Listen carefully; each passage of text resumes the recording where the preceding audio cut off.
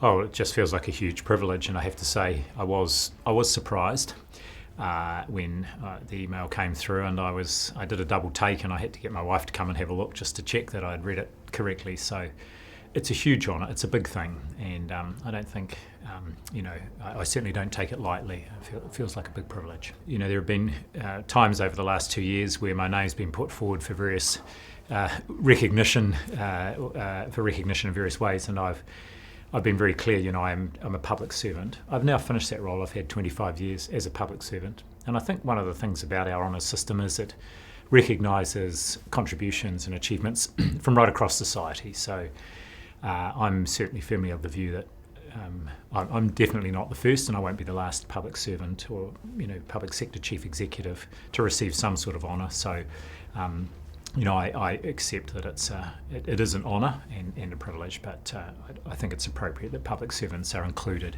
just as Kiwis from all walks of life are. Well, I for one never expected a pandemic in 2020, and I certainly hadn't anticipated that when I took on the role of Director General of Health. But one of the things I've had time to reflect on is just how well as a country we did, and what an immense contribution that required from everybody, really.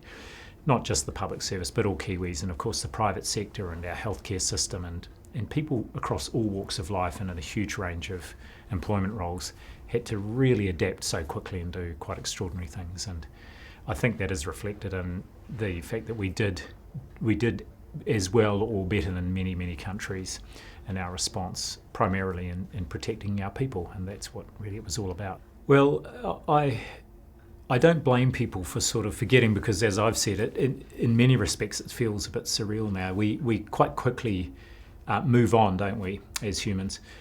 So saying every day, as I've said, people still remind me and are very aware of what we did go through. I think it's still a very real experience for many people, and it will be for years to come. And I'm firmly of the view that the vast majority of New Zealanders, even if they didn't agree with every single decision made, did have a high level of trust and support for the approach we took. So I don't think that's changed. And of course, we've got the formal inquiry coming. That's a good thing. We need to learn the lessons. We need to be even better prepared next time. And also learn what we can take from our COVID response into other areas of government, just our day-to-day business. How was it we were able to go from policy to implementation so quickly?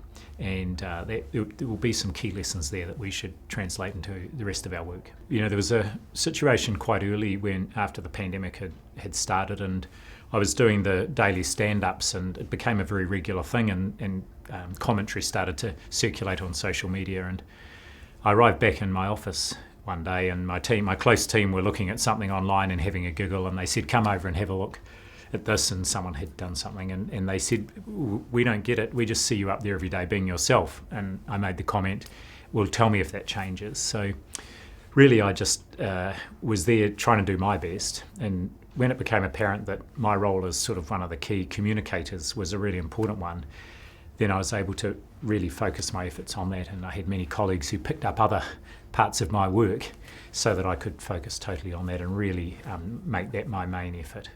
Well, it was a hugely challenging time for everybody, I think, and many people had to face a range of family, financial, work-related, social, economic challenges.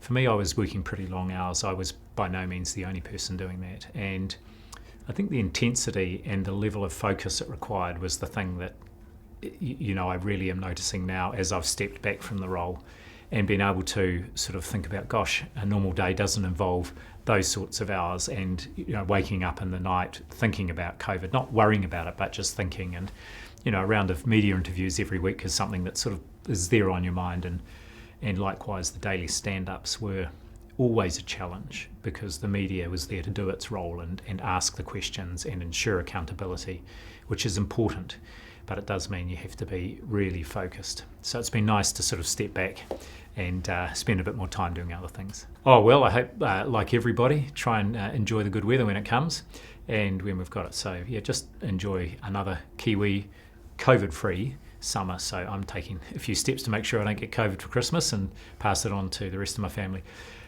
Look, we're so lucky to live in this amazing country, and We don't get snow at Christmas, but by goodness me, there's a lot of good things about Christmas in Aotearoa, so I'm looking forward to that. Thanks for checking out our YouTube channel. To stay up to date with all the latest news from the New Zealand Herald, click the subscribe button below or check out one of the videos here, and head over to nzherald.co.nz for more details on these stories and more.